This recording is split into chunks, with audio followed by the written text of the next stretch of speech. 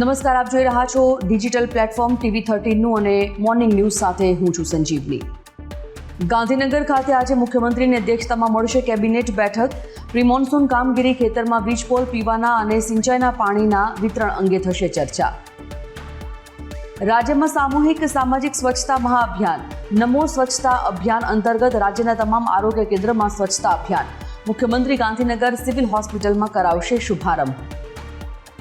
PM મોદીની કેન્દ્રીય કેબિનેટમાં ફેરફારોની શક્યતા. 20 જુલાઈથી ચોમાસું સત્ર શરૂ થવાની ધારણા. સંસદ સત્ર શરૂ થાય તે પહેલા નવી ટીમની થઈ શકે છે જાહેરાત. હાલ મંત્રીમંડળમાં 72 મંત્રીઓ કાર્યરત, 81ની મહત્તમ મર્યાદા. મહારાષ્ટ્રમાં ઉદ્ધવ ઠાકરેને વધુ એક મોટો ઝટકો. શિવસેના યુબીટી વિધાન પરિષદમાં સભ્ય સચિન અહિર શિંદેની શિવસેનામાં જોડાયા.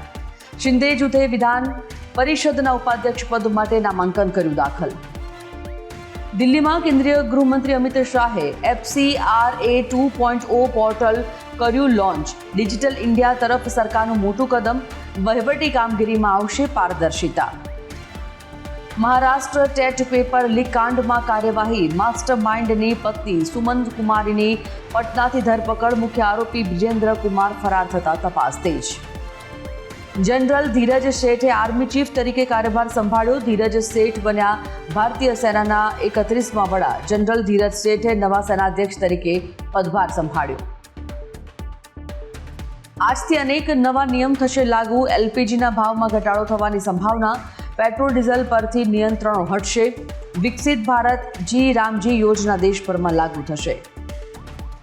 રાજ્યભરમાં 76 તાલુકામાં નોંધાયો વરસાદ. નવસારીમાં 4 ઇંચ, સાવરકુંડલામાં 3.11 ઇંચ, ધરમપુરમાં 2.76 ઇંચ, સુરત સિટીમાં 2.5 ઇંચ વરસાદ. વરસાદી માહોલથી ખેડૂતોમાં ખુશી.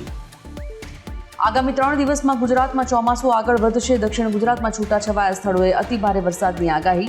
બંગાળની ખાડીમાં 3 જુલાઈએ નવું લો પ્રેશર સર્જાશે.